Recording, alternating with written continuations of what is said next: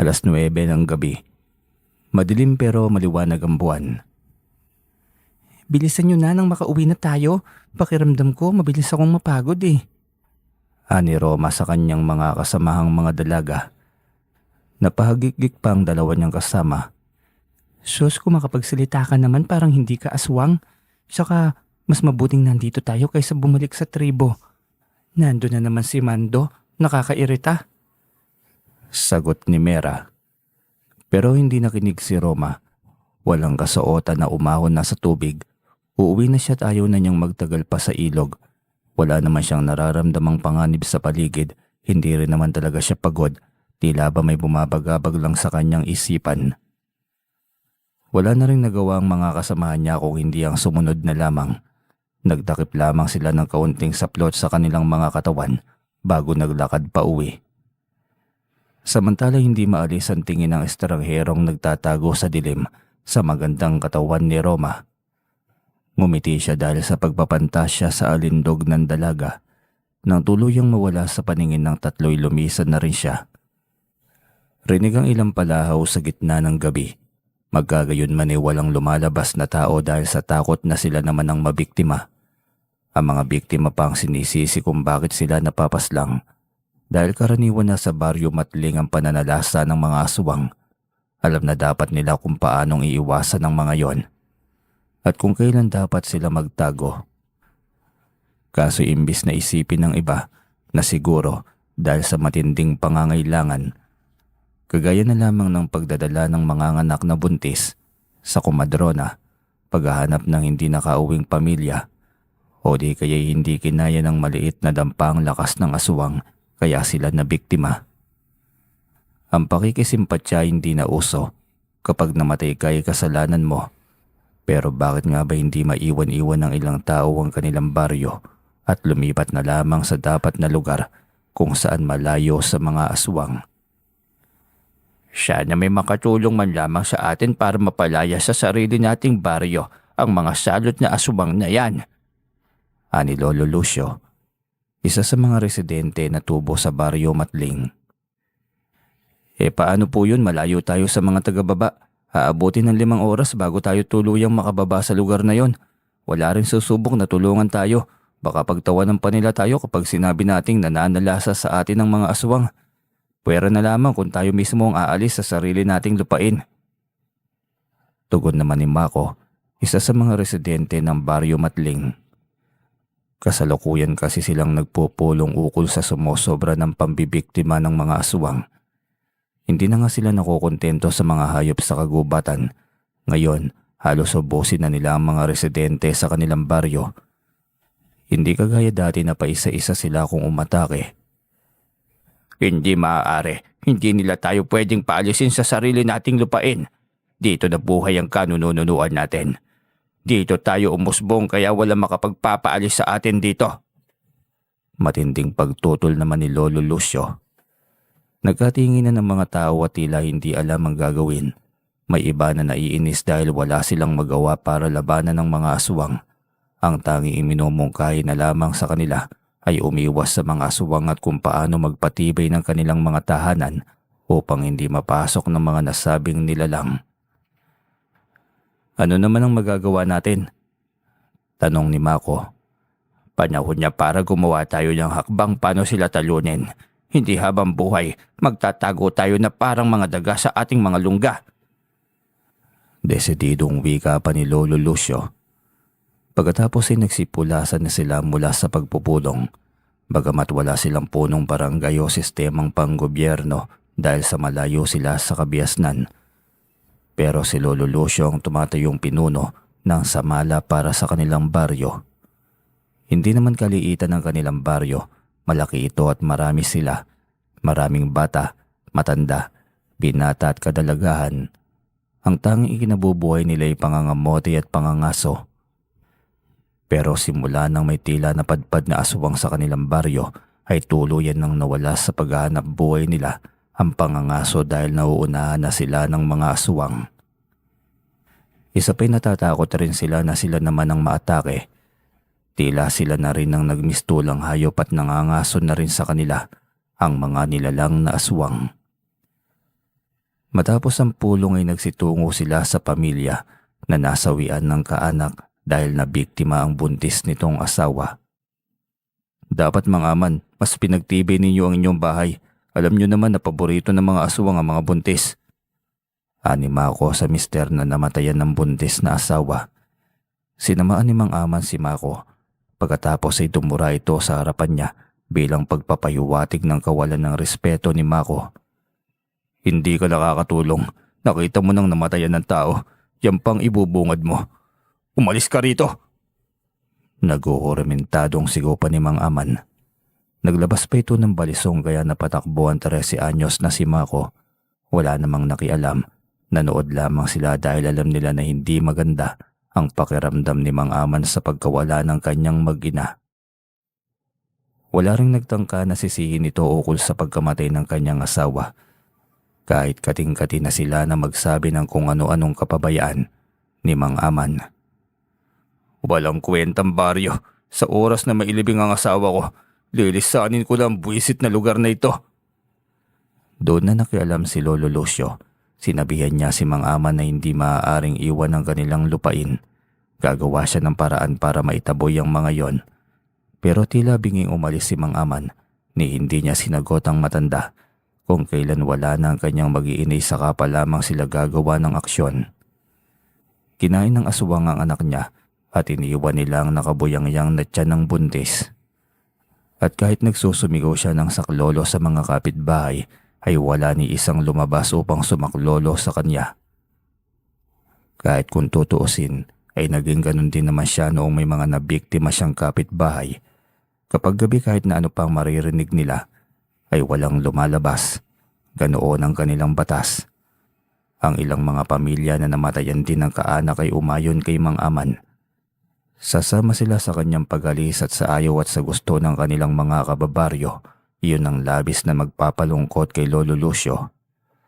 May pagsisisi siya kung bakit ngayon lamang siya naglakas ng loob na humanap ng paraan para labanan ng mga aswang. Sinubukan pa niyang pigilan ng mga ito subalit ayaw nilang magpaawat. Sa kabilang dako, nagkakasayahan ng grupo ng mga kalibonan. Pinagsasaluhan nila ang 3 estranghero na nagtetrek sa kabundukan. Mga tauhan ng gobyerno na maghahatid ng tulong sana sa mga indigenous na mga tao. Pero hindi pa man sila nakakarating sa Baryo Matling ay nahuli na sila ng mga aswang. Hindi na pala natin kailangan magalaw ang mga taga-baryo ng Matling para hindi sila tuluyang maubos. Ani Dapi sa mga kasamahang aswang. Siya lang naman ang lalaking anak ng pinuno ng mga kiwig. Matagal bago nasundan si Dapi at yun ay si Roma. Malayo ang agwat ng kanilang edad. Halos patanda na rin si Dapi at siya ang susunod na magiging pinuno kapag nawala ang kanilang ama. Kalibonan ang tawag sa mga aswang na may mga edad pero sila talaga'y mga kiwig na aswang kung saan nagbabago sila ng anyo mula sa pagiging baboy, aso, itim na pusa o kung ano pa mang hayop na itim para makapambiktima. Huwag kang mag-alala anak. May naisip na akong paraan para mas dumami pa ang pagkain natin. Nakangising tugon ng kanyang ama. Ano naman po yun ama? Bibihag tayo ng maraming kalalakihan at kababaihan na siyang maaaring magluwal ng ating mga pagkain. Mas lalong umusbong ang hiyawan ng mga lalong nagpaingay sa buong tribo. Tinakpan ni Roma ang kanyang tenga na nooy kasalukuyang nasa silid. Naaaburido siya sa pang-araw-araw nilang ganap sa tribo. Walang pagbabago at higit sa lahat ay wala na silang ibang napupuntahan. Hindi kagaya noong nasa Maynila sila. Marami siyang nagagawa subalit simula nang matuto ang mga tao kung paano sila kontrahin ng mga ito, napilitan silang lumipat kung saan hindi sila magugutom. Pero hindi nga sila nagugutom at nakakain nila ang paborito nilang karne, ang sariwang karne ng tao. Subalit nabuburyong naman siya. Lumapit si Mando sa mga nagkakasiyahan. Nasa 35 anyos na siya kaya hindi siya matatawag na kalibonan. Nakikiinom siya ng alak na gawa sa dugo ng buntis na nabiktima nila kagabi. Iyon kasi ang mabisang sangkap para sa paggawa nila ng sariling alak bilang mga aswang. O Mando, bakit ngayon ka lang? Huwag mong sabihin na kung saan-saan ka na naman nagsususuot. Tanong ni Dapi sa bagong dating na si Mando. Napahimas naman ng batok ito. Naghanap pa kasi ako ng regalo para sa iniibig kong si Roma eh. Tila naiiyapan niyang saad. Natahimik si Dapi, samantalang natuwa naman ang kanilang pinuno. Hindi nga ako nagkamali. Ikaw talaga ang nais kong makabiyak ng kaisa-isa kong anak. Pagsangayon naman ng pinuno. Tumayo at walang pasabing umalis si Dapi. Tinawag siya ng kanyang ama subalit hindi man lamang nito nilingunan ng kanyang ama. Napapailing ang pinuno sa inaasta ng kanyang anak. Lalo na't alam niya kung ano ang hinihimutok nito. Umalis si Dapi at nagtungo sa kung saan. Naiinis siya lalo na sa reaksyon ng kanyang ama. Nagagalit rin siya sa kanyang kapatid na si Roma kung bakit pa isinilang ito. Nahiniling pa naman niya na sana'y sumama na lamang ito sa namayapang ina nila noon nang ito'y ipanganak. Di sana'y walang Mando na mas bata sa kanya ang pagpaplanuhan niyang paslangin. Ito ang matagal niyang kinatatakutan. Matagal na niyang gustong maging pinuno at mapalitan ng kanilang ama. May mga pagkakataon na naisip niyang lasunin na lamang ito upang mawala na ito at mapalitan na niya sa pwesto. Subalit dahil ama niya pa rin ito'y mas pinili niyang maghintay ng tamang pagkakataon upang maging pinuno kahit na lumipas pa ang panahon. Ngunit heto at dumating ang panahon kung saan may mamamanhikan sa kanyang kapatid na siyang sinang-ayunan pa ng kanilang ama na mas nagpagigil pa sa kanya. Kapag kasi nakasal na silang dalawa, si Mando ang magiging pinuno. Kuya, tawag ni Mando na nooy sinundan pala siya nito. Hinarap ni Dapi si Mando at ipinakita ang mahahaba nitong pangil, hudyat ng kanyang galit. Pangahas kang hayop ka, balak mo maging pinuno? Napatras tuloy si Mando nang makitang nakakarimarim na itsura ng kanyang magiging bayaw. Hindi yun ang hangad ko, wala akong balak sa kapangyarihan. Gusto ko lang talaga ang kapatid mo. Sinungaling. Nagbago ng anyo si Dapi at walang pasabi niyang sinunggaban si Mando. Wala tuloy naging pagpipilian si Mando kundi ang lumaban na rin. Nagtagisan ng lakas ang dalawa. At dahil matagal na nitong gustong maging pinuno, malaki ang karanasan niya sa pagsasanay kaya hindi siya makakaya ni Mando. Eto ba ang aagaw sa posisyon ko? Isang mahinang nilalang. Panguuyam pa ni Dapi habang sakal niya si Mando. Kahit kailan, hindi ko pinangarap na abutin ka dahil ikaw ang kinikilala naming susunod na pinuno. Nahihirapang tugon naman ng isa. Mas lalo tuloy nagalit si Dapi dahil pakiramdam niya ay iniinsulto siya nito. Alam naman nila na ang batas nila na kapag nakapag-asawa ang babaeng anak ng pinuno, ang asawa nito ang magiging susunod na pinuno kung mas bata ito kaysa sa kapatid ng babae. Hangal ka talaga. Bago pa man tuluyang mapaslang ni Dapi si Mando ay sinunggaban na siya ng kanyang ama. Kinagat niya sa braso ang anak at winasiwas ito na para bang patay na hayop bago inihagis sa kung saan. Bago ka maging pinuno, dapat naging alerto ka ng muna. Kanina pa kita tinatawag dahil nawawala ang kapatid mo. Bulyaw ng kanyang ama. Nagulat ng dalawa sa narinig. Mabilis na tumayo ang dalawa at patakbong umuwi sa kanilang tribo. Nang dumating sila, siniyasat nila ang silid ng dalaga pero walang bakas ni Roma ang nasa kwarto. Hindi sila makapaniwala kung paano itong nawala, gayong nahatdan pa ito ng pagkain ng kanilang taga-silbi. Wala namang bakas na naglayas ito, maging ang matatalik na kaibigan niyang si Mera at Lira ay wala ding alam. Walang araw pa naman na hindi niya kasama ang dalawa kahit saan man magtutungo ang mga ito. Hindi nag-alala si Dapi sa pagkawala ng kanyang kapatid. Kuryoso lamang siya sa kung paano nawala ito. Agad niyang nilingon si Mando nakita sa pag-aalala ang kanyang buka dahil sa pagkawala ng kanyang iniibig. Sinakal siya ni Dapi ng walang pakundangan. Kasalanan niyo ito. Alam niyo naman na hindi pa siya handang magpakasal pero pinagkakasundo na siya sa iyo. Baka narinig niya ang usapan niyo kaya naglayas siya. Paninisi pa ni Dapi. Bitawan mo siya anak, hindi siya naglayas. May dumukot sa kanya. Nilapitan sila ng kanyang ama at hinablot si Dapi upang maalis sa pagkakahawak niya rito. Nang gigigil si Dapi, hindi naman makatingin sa kanya si Mando. Kahit katirikan ng araw, naghalugog sila sa buong kagubatan. Mahanap lamang si Roma. Hinahanap ni Dapi ang kanyang kapatid upang makita kung sino ang nangahas na pumasok sa kanilang tribo at kung bakit hindi man lamang nila ito napansin. Sa kabilang dako ay binabagtas ni Mulak ang daanan patungo sa Baryo Matling. May dala siyang malaking bagahe sa kanyang likuran. "Magandang tanghali ho," bungad niya sa mga residente roon. Maliliit lamang ang kubo doon, ngunit halatang matitibay ang kahoy, hindi kagaya ng ordinaryong kubo na gawa sa kugon. Hindi naman siya nabigo dahil nagsipaglabasan ng mga tao. Kapag kuwa'y sinuri niya ang mga ito, bakas sa kanilang mukha ang pagtataka kung paanong nakarating siya sa lugar nila. Ngumiti ang tagababang matipunong lalaki. Pagdakay tumungo sa kanila bilang pagbibigay ng respeto. Lumapit si Lolo Lucio sa kanya. "Sino ka at paano kang nakapunta rito?" "Ako ho si Mulak, tagababa po ako. Isa akong voluntaryong umakyat dito sa inyong nayon upang magpaabot ng tulong. May mga dala nga po pala akong pagkain at gamot."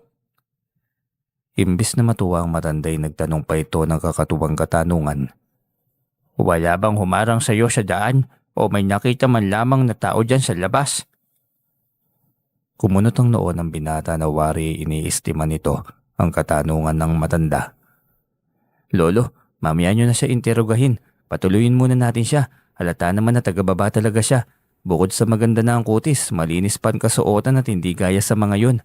Malamang hindi siya kabilang sa mga salot na yun." Anima ako na nooy lumapit pala sa kanila. Sa bahay ni Lolo Lucio, pinatuloy ang kanilang bisita. Pinainom ng mainit na tubig ang bisitang si Mulak. Napuno na rin ng tao ang kanyang bahay dahil ngayon lamang ulit may nakaakyat na dayo doon sa kanilang lugar. Kaya magkahalong tuwa at pagkamangha nila rito. "Maraming salamat sa inyong pagpapatuloy sa akin.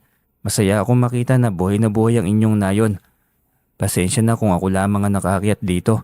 Wala na kasing nagtatangkang pumunta rito upang maghatid ng tulong dahil sabi-sabi hindi na raw nakakabalik ang mga voluntaryo. Kaya sa huli ako na lamang ang nakaakyat." Napabuntong hininga ang matanda at malungkot ang narinig. "Marami na palang nakaakyat rito pero ikaw pa lamang ang umaabot sa lugar namin." Malungkot na saad ng matanda. "Bakit ho? Ano po bang meron?"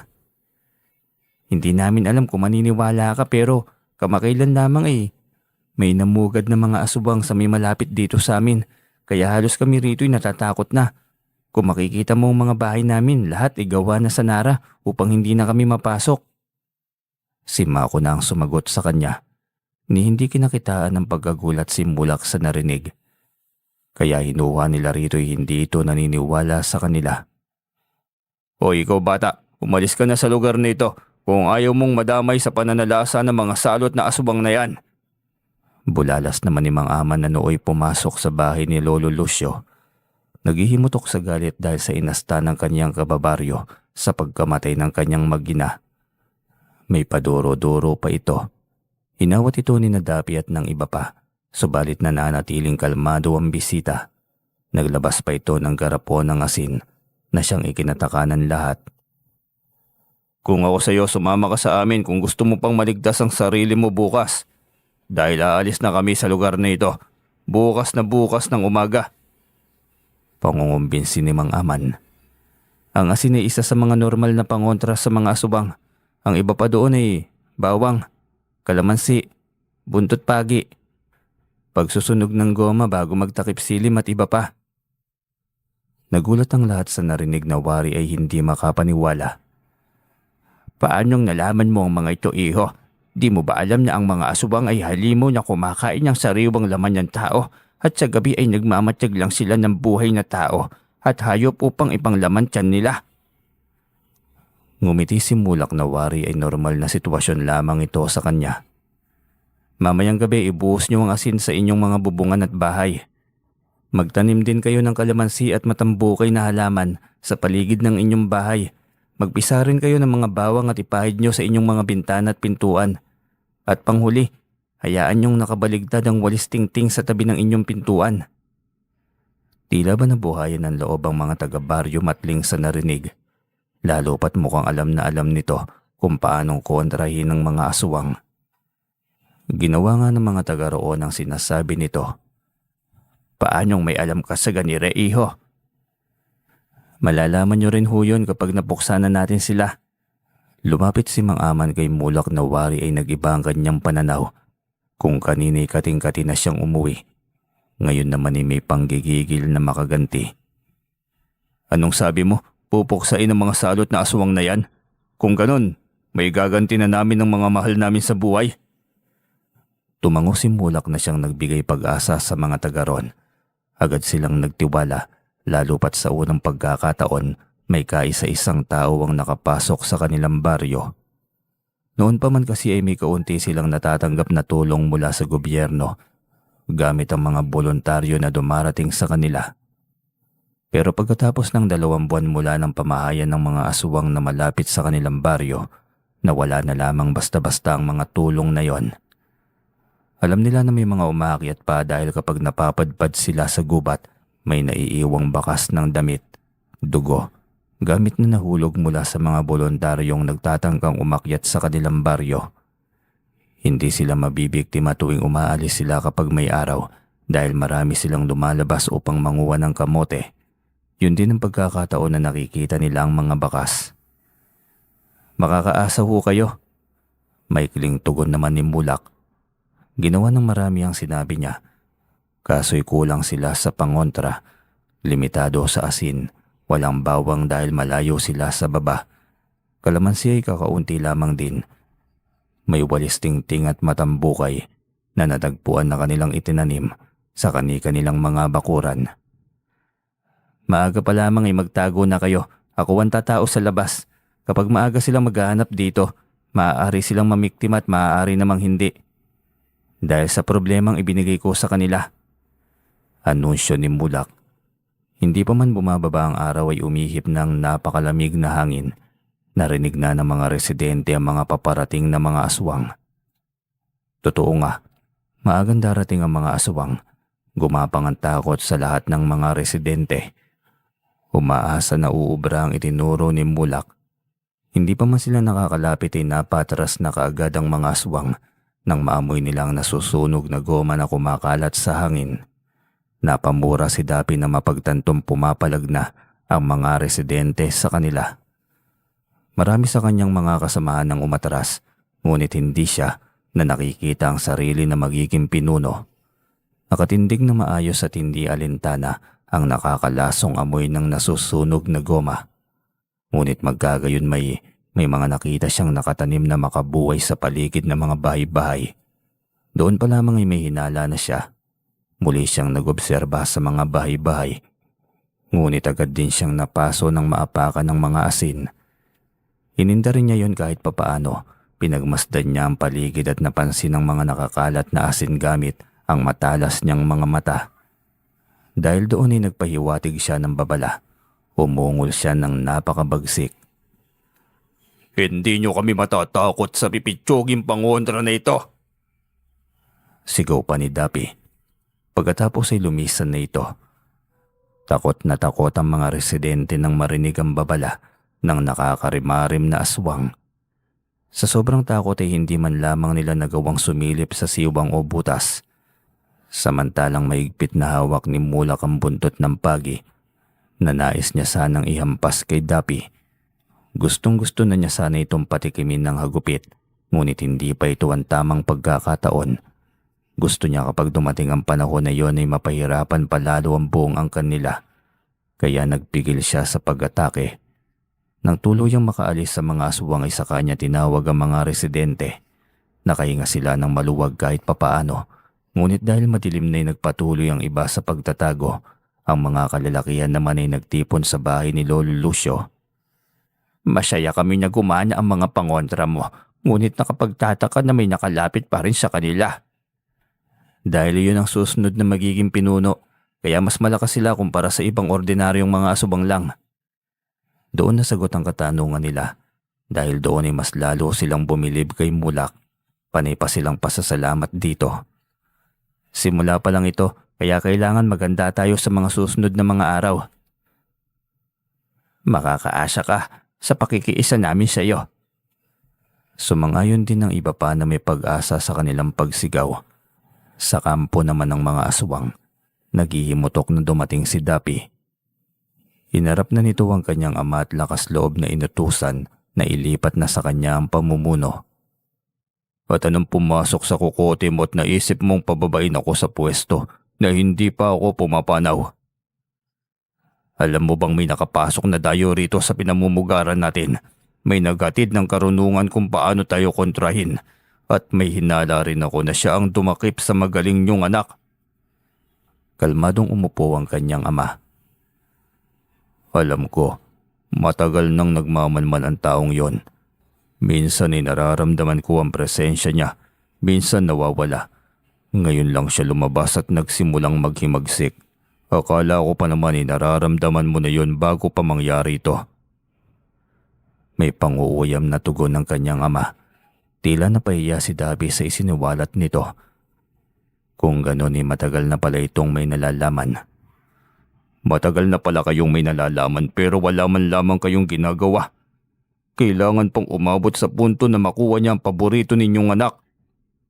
Masama ang loob ni Dapi. Pakiramdam niya wala itong silbing ama at pinuno ng nasasakupan nila. Huminga ng malalim ang kanyang ama. Walang silbi ang lakas kung hindi ginagamit ang talas ng isip. Malakas ka alam ko, pero hindi mo alam paano gamitin ang talas ng isipan mo. May mga nangyari na bago mo malaman na may nagmamatyag na pala rito. Kinakabisado ko lamang ang amoy at kung anong klaseng lakas ang mayroon siya. Mahirap kumalaban ang hindi alam kung ano ang kaya niyang gawin. Napaupo na lamang si Dapi. Mukhang bigo siya sa pagpapakitang gilas niya sa kanyang ama. Gayong nakaligtaan niya ang mga turo nito sa kanya noon na ang pag-oobserba sa paligid sa araw-araw ay isa sa katangian ng susunod na pinuno. Naging padalos-dalos siya. Sa huli, lumabas siya sa silid ng kanyang ama na bigo. Ngunit sa kanyang paglabas, nakita niya na nakayuko na sa kanyang mga nasasakupan nila na tila namang hasay pinapakita niyang lakas nang lapitan niya ang mga kabayan sa Baryo Matling. Subalit hindi niya yung pinansin pa. Ano na kayang nangyari kay Roma? Tanong ni Lira sa kanyang kapatid na si Mera, na nooy pinagmamasdan si Dapi na papalayo. Malungkot siya dahil sa pagkawala ng kanilang matalik na kaibigan. Subalit hindi si Mera na nooy may namumuo na palang galit kay Roma dahil sa totoo lamang pakiramdam niya inaagaw sa kanya ni Roma si Mando. Ang buong akala niya kasi sa kanya may gusto si Mando. Ang akala niya sa tuwing dumarating sila, siya ang sinusulyapan ng binata. Lalo pat kinakantyawan siya ni na Roma at ng kanyang kapatid. Iyon pala'y maling akala lamang pala ang lahat ng iyon. Oh, ba't nakasimangot ka dyan, Mera? Takang tanong ni Lira. Alangan namang matuwa ako sa pagkawala ni Roma. Pagmamalditang tugon sa kapatid. Pagkatapos itinalikuran siya. Samantala, ipinahid ni Mulak sa kanyang tiyanang nakakwintas sa kanya na mutya bago nag-uusal ng dasal. Upang magsatagabulag, nagtataglay siya ng mutya ng suso na siyang ginagamit niya upang maglaho kagaya ng suso na nagtatago sa kanyang kamay. Kabal na siyang simbolo naman ng matigas na bahay ng suso. At lakas, matapos siyang maglahoy saka pa lamang siya nagpupunta sa baba upang puntahan ng mga kasamahan niya. Hindi siya kasi nag-iisa. Hindi lamang niya ipinaalam sa mga residente upang hindi tuluyang maalarma ang mga aswang. Ayaw naman nilang makatakas sa mga ito nang hindi man lamang sila nakakaganti. Nararamdaman niya ang mga aswang sa paligid habang bumababa. Napapangisi siya dahil sa pagiging balisa nila sa paghahanap ng kanilang prinsesa. Ni hindi siya napapansin ng mga ito na padaan-daan lamang. 5 oras ang ibinaba niya bago tuluyang nakarating. Ano nang balita, Mulak? Tanong ni Lutaw na nooy nagbibihis na pagkalabas sa isang silid. Si Lutaw ay isang taong nawalan ng mahal sa buhay nang minsang maging voluntaryo ang kapatid nito upang makapagbigay tulong nitong huling buwan lamang. Subalit hindi na ito nakababa. Napailing na lamang si Mulak. Nasa linya pa rin ang plano. Ikaw ang dapat kong tanungin. Ano ba ang ginawa mo sa babaeng yon? Ang tinutukoy ni Mulak ay si Roma na kanilang bihag ngayon. Ngumiting aso si Lutaw na tila ba ng uuyam. Kaisa-isa nila itong prinsesa na dapat ay pinapanatiling buo at wala pang karanasan upang sa gayon ay maging pinuno ang lalaking mapapakasalan niya. Dahil kung mapapatunayan ay hindi na siya buo, karungisan nito sa buong angkan nila, kaya dapat lamang nababuyin din siya kagaya ng ginagawa nila sa ating mga tao. Hindi na lamang sumagot si Mulak. Nang pasukin niya ang silid, ay nakita niyang walang kasuotan ng dalaga. Nakagapos sa kadena, puno ng latay ng buntot pagi ang katawan, nakabusal ang bibig at umiiyak. Nakakahabag kung pagmamasdan ito pero matagal nang inalis ni Mulak ang awa niya para sa mga aswang. Muling kumuyom ang kanyang kamao at bago pa man may magawa siyang masama sa babae, agad siyang lumabas at padabog na isinarado ang pintuan. Nagtawag siya ng pulong upang ipaalam ang ganap sa kanilang grupo ang naging lakad niya sa Baryo Matling. Maraming natuwa dahil umaayon sa kanilang pagkakataon. Bukas makalawa, gagawin nating pain ng mga taga Matling. Tiyak akong nakaramdam na ang mga yon sa akin. Bukas makalawa? Bakit hindi pa bukas? Gigil na akong tapusin sila.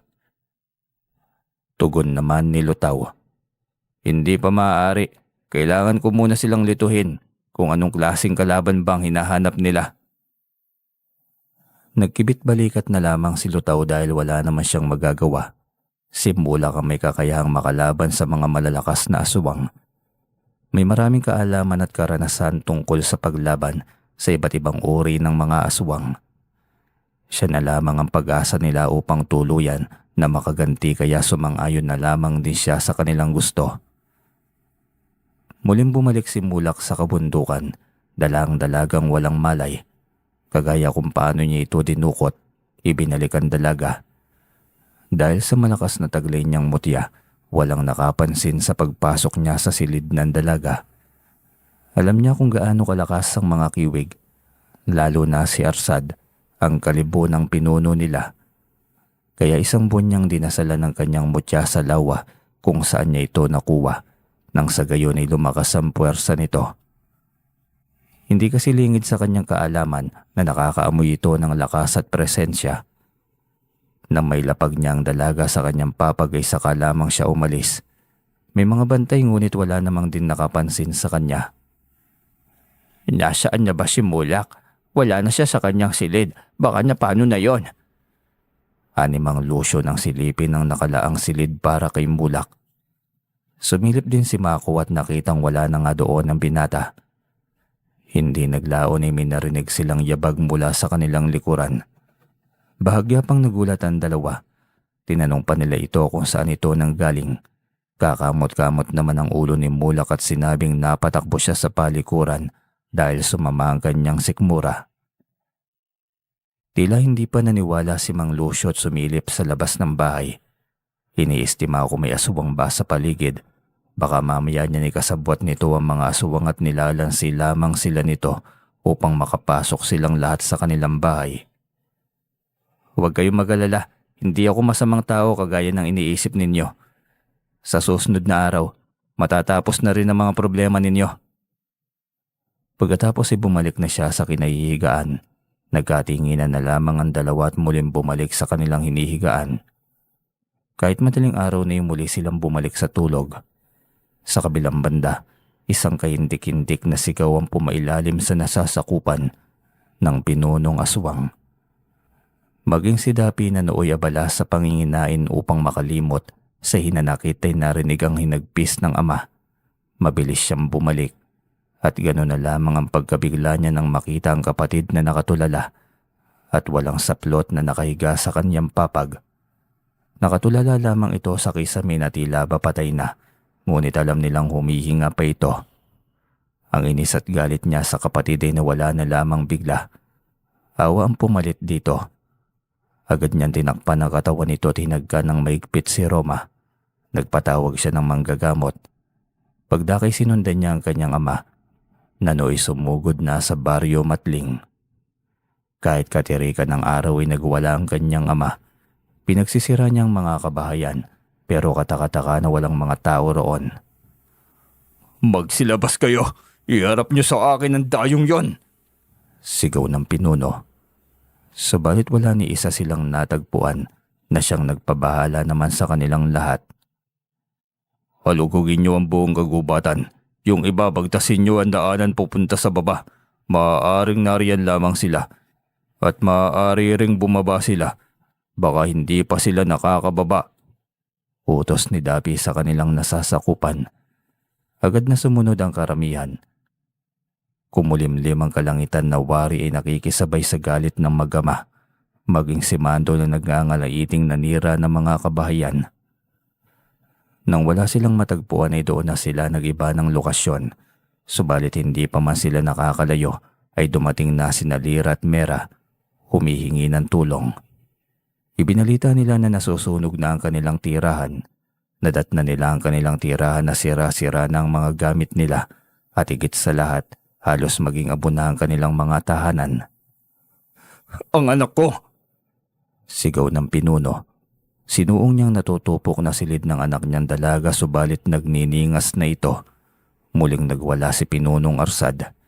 Hindi malaman ni Dapi kung paanong nakarating doon ang mga taga-baryo Matling at nagawa nilang sunugin ang kanilang mga tahanan. Pinaghahampas nila kami ng buntot pagi at sinubuyan ng mga asin. Ang iba'y may dalang itak na ibinhabad sa bawang, kaya hindi kami nakalaban. Masyado silang marami para sa aming bilang na naiwan dito. Gumaganti raw sila dahil sa pananalasa natin sa kanila. Galit na galit sa atin ng mga taga-Matling. Ani Mera habang umiiyak. Mas bumagsik ang mag-ama dahil sa narinig. Para sa kanila wala silang karapatang maghimutok. Sila'y mahihinang nilalang at pagkain lamang. "Sila ang mga salot. Halugugin ang buong kagubatan at wala tayong ititira sa kanila maski isa." Utos niya sa lahat. Nakabalik na ang mga tauhan nila ngunit wala talagang mga taga-Matlingan na tagpuan nila. Mas gumulo ang utak ng pinuno. Mukhang matagal na nila itong pinlano. Nanahimik lamang sila habang umaatake tayo at kinukuha nila ang pagkakataon na ito upang makaganti. Napuno na siguro sila. Ani Dapi, marahas na hinampas ng pinuno ang lamesa. "May utak ka ba? Hindi lamang ang mga taga-Matling ang sumunog sa lugar na ito. May tumutulong sa kanila." Pagdakay tinawag ang magkapatid na Mera at Lira. Ngunit iisa ang sinabi nila, mga taga-Matling ang mga sumalakay. Wala silang ibang nakita doon bago sila nakatakas. "Imposible. Paanong pagkatapos nilang umatake ay hindi na sila matagpuan pa? Saang lupalop sila nagtago?" May paghihinalang tanong niya sa magkapatid. Hindi po namin alam. Sagot naman ni Lira. Pag-uwi umiwas ito ng tingin dahil sa nakakatakot na tinginan ng pinuno. Hindi nakapagpigil ang walang awang pinunong si Arsad at inatake nito ang kapatid niyang si Mera. Sinunggaban niya ang babae at kinagat sa leeg bago iwinasiwas sa hangin. Marami ang nagulat sa inasta ng pinuno pero wala silang magawa. Walang gustong kumalaban sa kanya at mas lalong walang gustong umawat. Maging si Lira na sarili niyang kapatid ay pumalaho na lamang ng iyak habang sumisigaw na maawa ito sa kanyang kapatid. Ngunit hindi nagpaawat ang nagagalit na pinuno. Bagkus pagkahagis ay lupaypay na ang katawan ni Mera at saka wala na itong buhay. Kapag kuway pinanood nila itong kinakain ng kanilang pinuno, ang kaawa-awang katawan ng kanilang kasama. Napaluhod na lamang si Lira habang pinagmamasdan ng kanyang kapatid na dilat pa.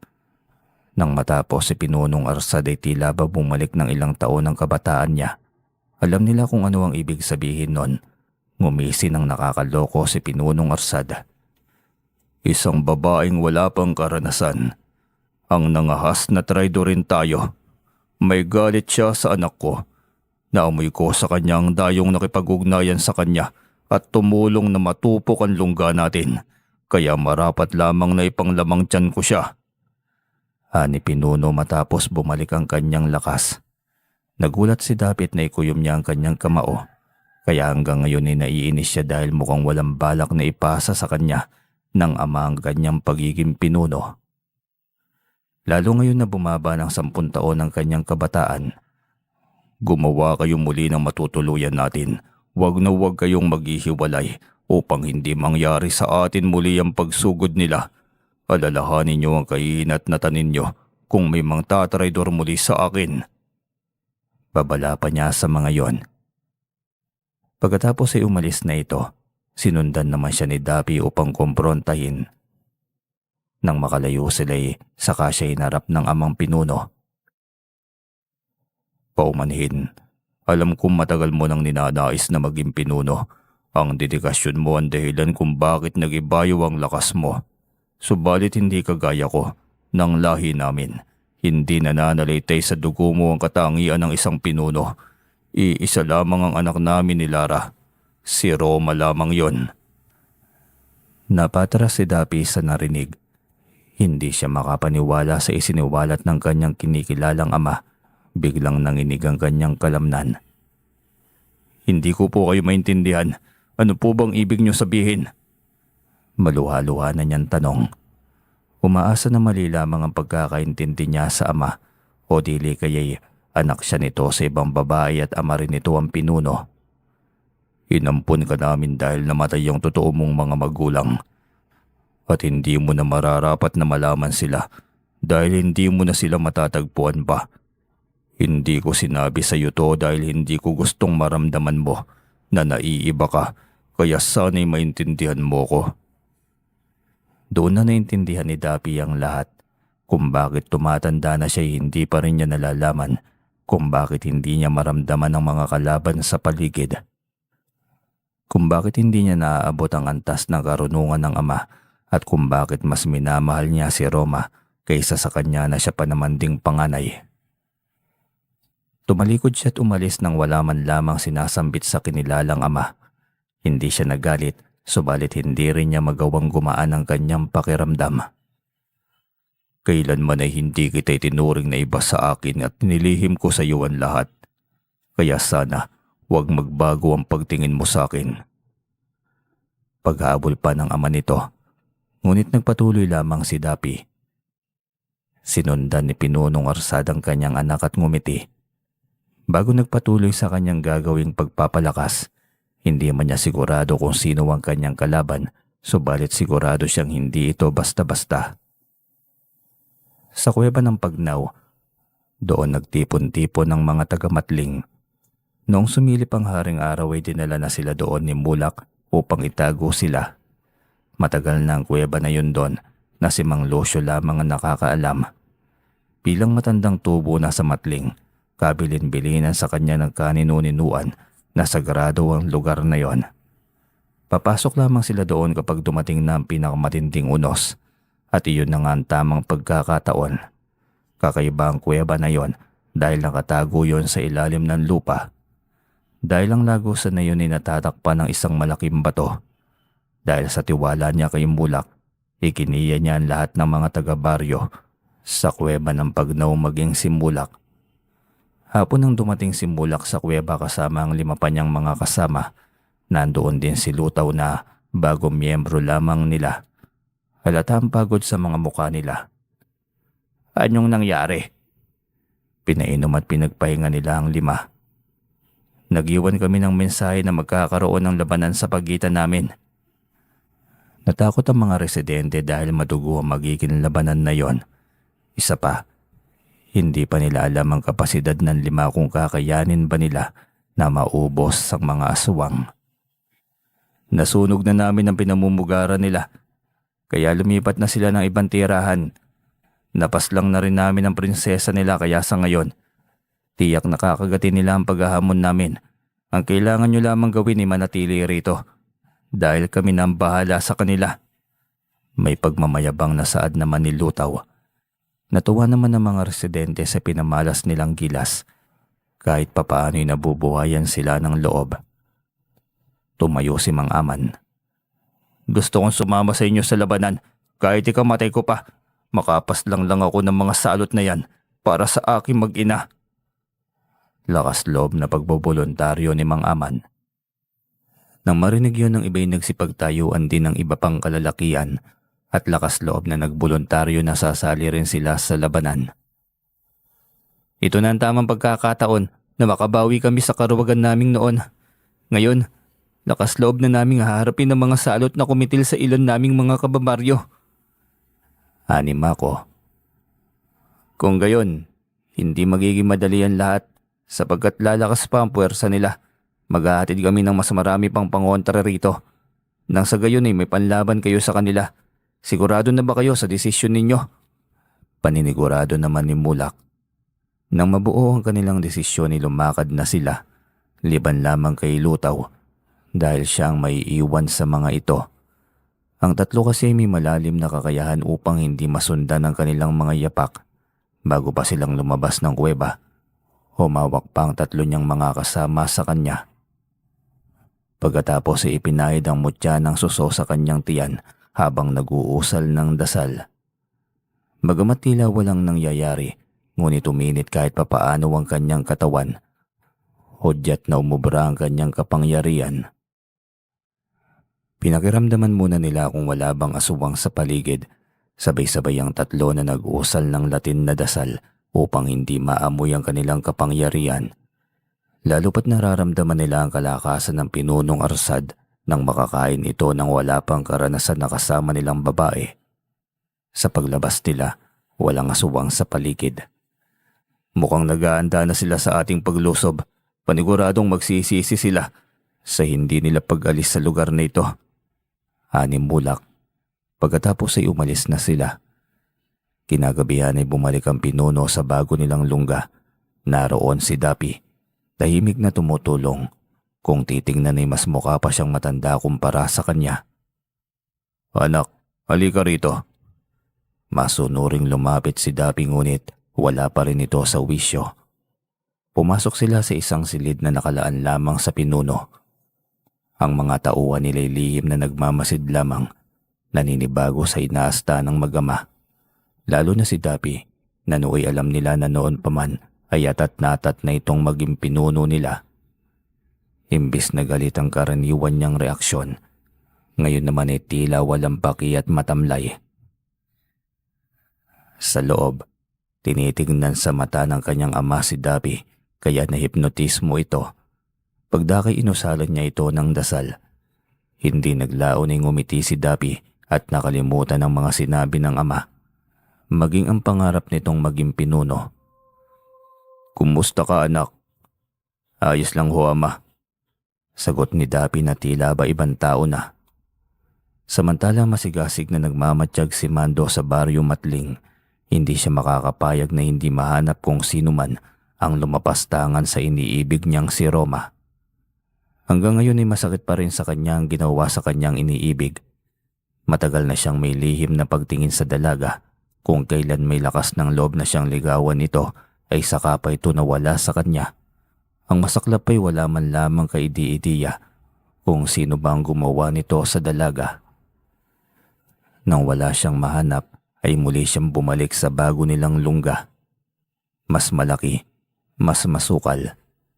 Agad niyang pinuntahan si Lira upang kausapin ito. Subalit, wala itong maalala sa nangyari. Doon na siya nagtaka sa inasta ng mga kasamahan niya. Maging si Dapi ay maayos na ang pakikitungo sa kanya at tila hindi namatayan ng kapatid. Hindi ba't nakipagkasundo ang kapatid mo sa dayong sumunog ng ating lugar? Pagpupumilit ni Mando kay Lira. Subalit tinitigan lamang siya ng dalaga at nag-iiba na rin ang reaksyon niya. Tila hindi na nagugustuhan yun ni Mando. Sa huli ay nagpaalam na lamang din siya. Paalis na siya nang makita niya ang papalabas na kasamahan nila sa isang malaking silid. Nakangiti si Menso na tila hindi sila nagdaan sa malaking gulo.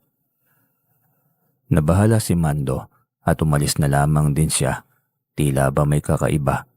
Pakiramdam niya'y may ginagawa ang kanilang pinuno sa kanila. Nang matapos ng pinunong Arsad sa pagpapatawag, lumabas siya at tinipon silang lahat. Napangisi siya nang makitang nasa ilalim na ng kapangyarihan niya ang lahat. Bawat isa'y susunod na sa kanya at kayang magpakamatay para lamang sa kanya. Ngayong medyo bumata na siya, pwede naman niyang gawin ang dating ginawa niya sa dating kanyang nasasakupan, kung saan may nakainkwentro siyang kalaban at lahat ng mga tauhan niya ay mga namatay. Siya lamang ang nakatakas, ang albularyong umusig sa kanilang lahat ay natakasan niya. Kaya gagawin na naman niya ang dati kung saan maghahanap siyang muli ng mga magiging tauhan niya. Ang pagkakamali lamang ng kung sino mang kumakalaban sa kanya ay kinuntsaba ang aswang na wala pang karanasan na kapatid ni Lyra. Dahilan upang maging traidor ito sa kanya, nagiging tauhan niya ang ibang aswang kapag nababasbasan niya. Subalit sa oras na nagtraidor ito, magiging lakas niya ito kapag nakain niya. Bukas na bukas, ilalaan niyo lahat ng buhay niyo para sa akin. Nais kong kayong lahat ay maghiganti sa pagpaslang nila sa kaisa-isa niyong prinsesa. Maliwanag ba? Gagawin po namin lahat, Pinuno. Sabay-sabay na sagot ng lahat. Maghanda kayong lahat. Sa oras na matalo natin sila, kakainin natin lahat ng mga taga-baryo Matling. Magpapakabusog tayo. Nagbunyi sila ulit sa narinig. Kitang-kita ng Pinunong Arsad ang pagkatakam sa kanilang muka. Sinabayan pa ng pagbabagong anyo nila. Umitim ang kanilang mga balat. Tinubuan ng tila alambreng mga balahibo ang mga ito. Tumutulo ang mga malalapot nilang laway. Singpula ng dugo ang kanilang mga mata. Lumaki ang kanilang mga katawan at naganyong aso silang lahat. Ngunit tila may mga sugat-sugat sa kanilang mga katawan na tinutuluan ng dugo. Nakakarimarim. Senyales yun na lahat ng sasabihin ng pinuno nila ay susunod sa kanya. Walang takot at higit sa lahat ay walang konsensyang pumaslang. Sa kabilang banda naman, tinawag na ni Mulak ang mga kasama. Hindi lamang silang 5. Kung hindi marami silang aswang, ngunit siya lamang ang nag-iisang may kakayahang humawak ng mutya. Dahil lumaki siya sa pag-aaruga ng isang albularyo, nakarating siya sa kanilang kampo, isang sementadong bulubagan. Tinawag niya ang mga kasamahang aswang. Ang iba'y mabubuting aswang na nakikisalamuha sa mga tao at kagaya ni Mulak, ang pamilya nila'y ginawang tauhan ni Arsad. Paulit-ulit na lamang sa iba't ibang henerasyon at hindi na nila ito mahuli-huli. Dahil sa tuwing hinahanap nila ito'y naaamoy sila ng hayop na Arsad na yon. Mailap at tuso ito. Walang nagtatagal na pamilya sa kanya dahil makasarili ito. Mas gusto niyang isakripisyo ang nasasakupan niya kaysa siyang mamatay. Ngayon ay sisiguraduhin nilang mahuhuli na nila ito. Hindi tayo magpapadalos-dalos sa pag-atake. May plano ako. Hanimulak sa kanila.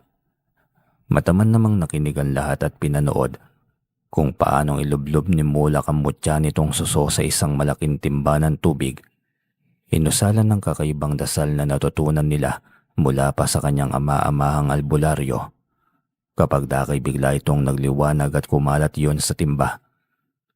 Ilang minuto pang lumipas nang mawala ang liwanag nito, ang purong tubig ay naging malapot, kagaya ng inilalabas ng suso. Ito'y ipapahid sa inyong katawan bukas ng gabi, nang sa ganun, hindi kayo makita at maamoy ng mga aswang. Dahil ang mga aswang na makakaharap natin ay hayok din sa laman natin, at wala na sa mga wisyo. Ang mga taga-Matling ang unang ihaharap natin sa kanila upang malansi natin sila. Matapos ang pulong nila'y naganda na ang lahat para sa pantaboy sa mga aswang para ipadala sa mga taga-Matling. Sa kuweba ng Pagnaw, lahat ay mariin na nag-iisip kung ano bang mangyayari kinabukasan. Bagamat buo na ang loob nilang lumaban para sa kanilang mga namayapang mahal sa buhay at kanilang mga lupain, subalit hindi rin nila maiwasang mag-alala. Kakayanin natin ito.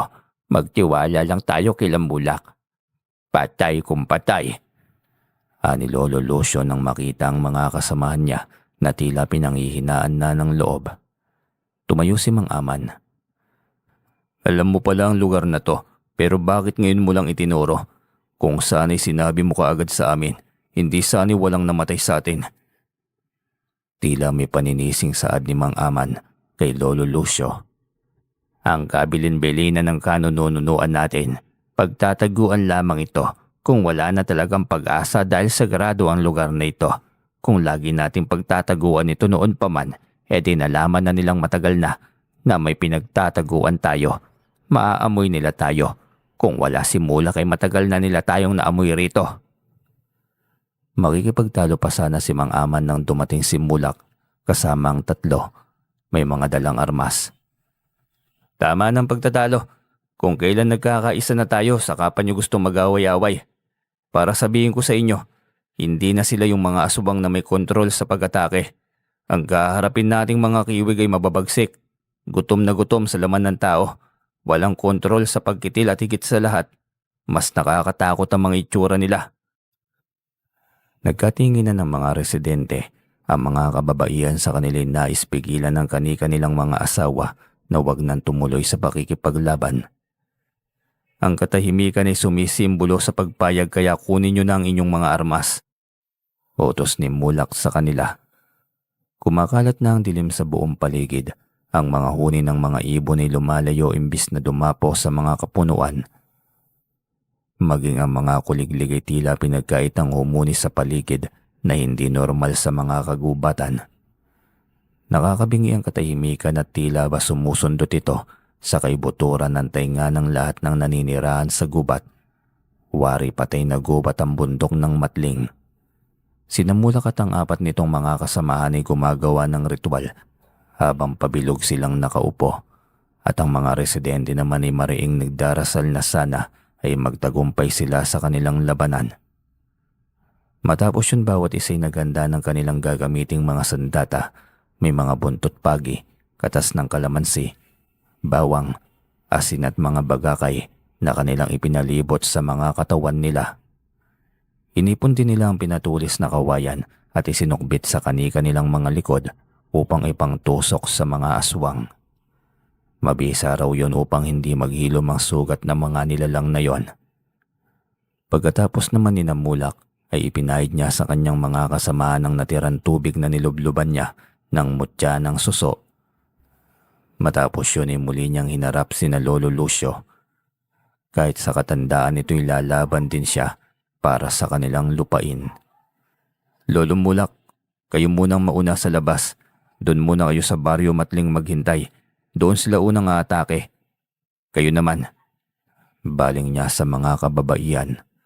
Huwag kayong lalabas hanggat hindi nagbubukang liwayway. Tumango silang lahat kahit pabakas sa kanila ang pag-aalala at takot sa kanilang mga mahal sa buhay. Sa baryo Matling, nangunguna si Lolo Lucio, Lutaw at Mang Aman. At dahil buo na ang loob nila'y tanggap na nila ang kanilang kamatayan, kaya wala na silang takot na harapin ang mga mababalasik na mga aswang. Titiyakin kong may mapapas lang ako sa kanila. Pangako ko yan. Ani Mang Aman na nanggigigil ng pumaslang. Sinamulak ay nasa paligid lamang, lalabas lamang sila sa tamang pagkakataon. Sa oras na madedehado sila, ako ang unang lalabas bago kayo. Kautusan niya sa mga kasamahan niya. Ilang minuto ang lumipas, umihip ang napakalakas na hangin na wari ay pinapatay nito ang mga hawak nilang liwanag ng apoy. Pagkatapos ay may nakakarimarim na ungol ang pumailan lang sa kanilang kapaligiran. Di naglaon ay may mga tumatakbo sa kanilang lugar. Nagsilabasan ng mga naglalaki ang aso na may sugat sa kani-kanilang katawan. Tumutulo ang kanilang mga dugo sa sugat na yon na para bang hindi nila iniinda. At ang mga mata nilang pulang-pulay nagliliwanag din sa dilim. Nanlaki ang mga mata ni Mang Aman. Hindi niya masyadong maaninag ang mga yon. Subalit sigurado siyang hindi ganoon ang itsura ng mga nakainkwentro niya noong atakihin ang kanyang asawa. Teka, dumobli yata ang laki nila. Mas nakakatakot na sila ngayon. Hindi ganyan nang nakita kong pumaslang sa aking asawa. Ani Mang Aman na tila natatakot na rin. Wala na yan sa mga kontrol. Binasbasan sila ng kanilang pinuno. Ayok na yan sa mga laman. Ang importante kahit ganyan ang kanilang itsura, alalahanin nyo na tinatablan pa rin sila ng mga pangontra. Kaya huwag kayong matakot. Ang misyon natin ay tapusin sila. Ani Lutaw, kahit papaano naibsan ng kanilang takot. Isa pa, alam nyo naman na may mga kasamaan pa tayo na mas malakas pa sa atin. Dagdag pa ni Lutaw. Huwag kayong padadala sa takot dahil iyan ang magiging daan nila para tayo'y matalo. Sambit naman ni Lolo Lucio. Nilakasan na lamang nila ang kani-kanilang loob pagkatapos itinaas na nila ang kanilang mga sandata. Samantala, nakatingin sa malayo ang pinunong si Arsad. Sa kabila ng ilang milyang layo niya, nakikita niya ng maayos ang mga taga-Matling. Napapailing na lamang siya dahil alam niyang wala roon ang kanyang hinahanap. Malamang sa malamang ay hindi pa ito lumalabas at naghahanap lamang ng tiyempo upang mapas lang sila.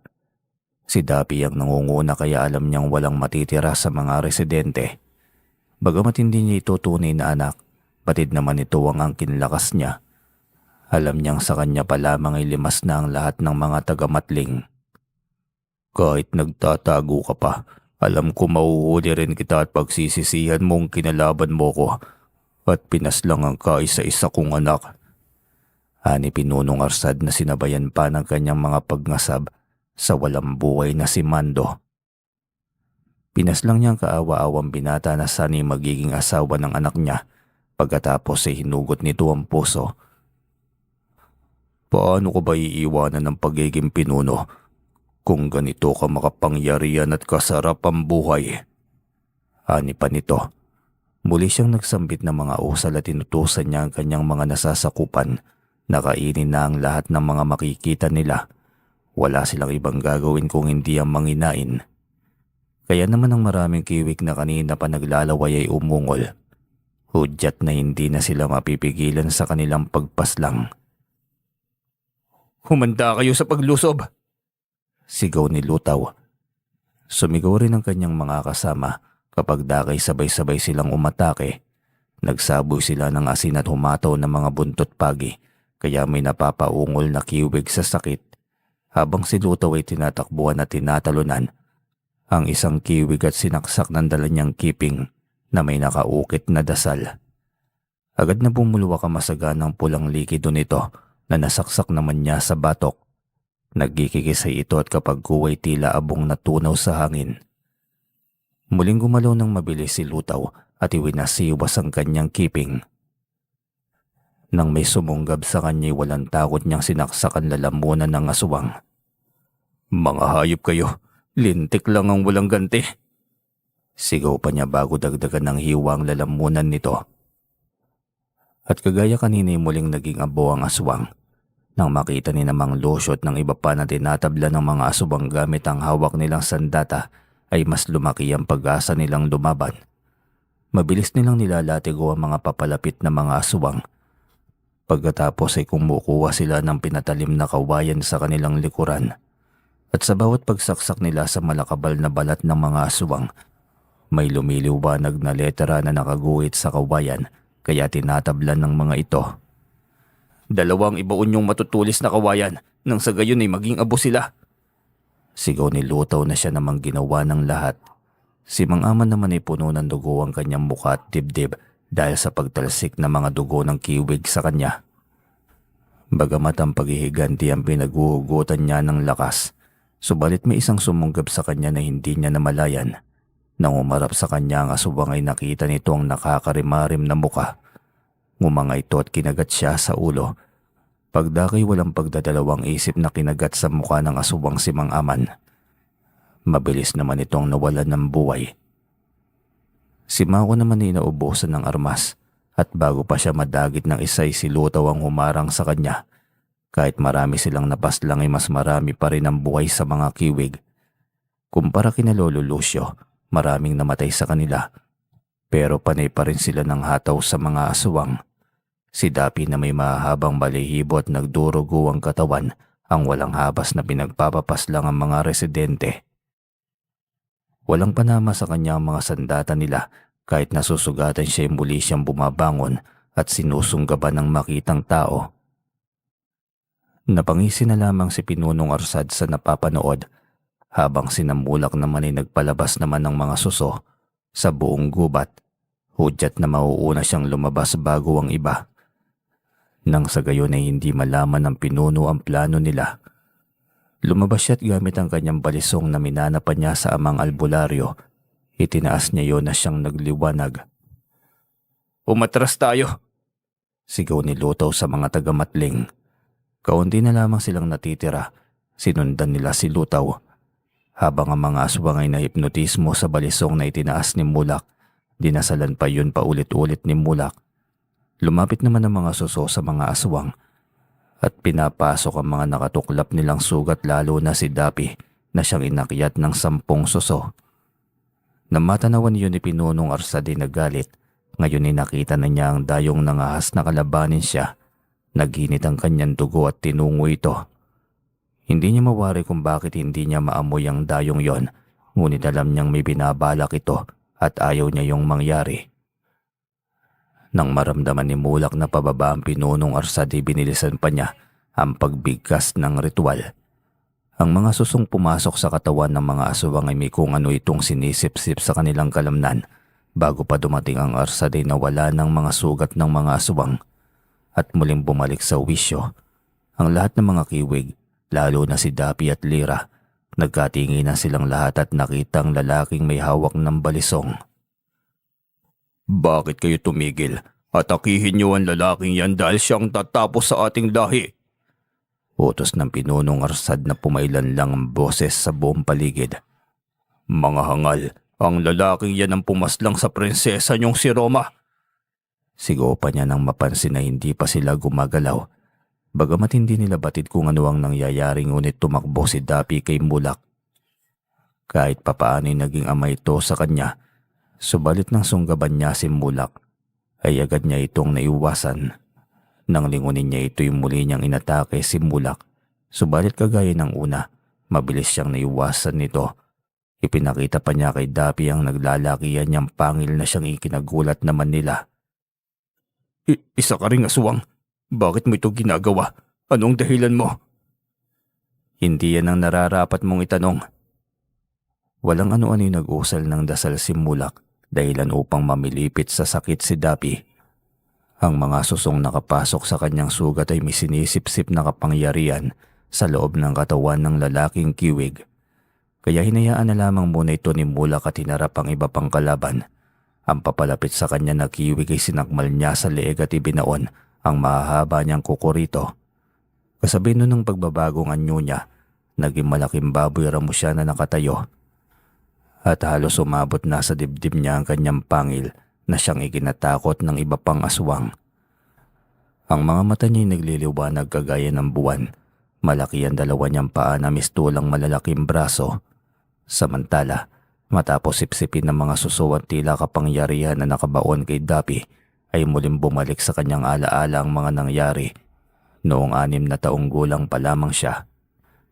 Naalala niya kung paanong pinaslang ng Pinunong Arsad ang kanilang grupo, maging ang mga sarili niyang mga magulang, subalit ang itinira lamang ay ang mga kabataan na binihag sila. Alalang-alala pa ni Dapi kung paano siya damputin ng pinuno. "Mas magiging maayos ang lagay niyo sa akin, aking mga alipin," ani Pinunong Arsad habang umahagalpak sa tawa. Ikinulong sila ng ilang buwan sa isang madilim na selda. Hinahatdan ng tira-tirang pagkain ng laman ng tao.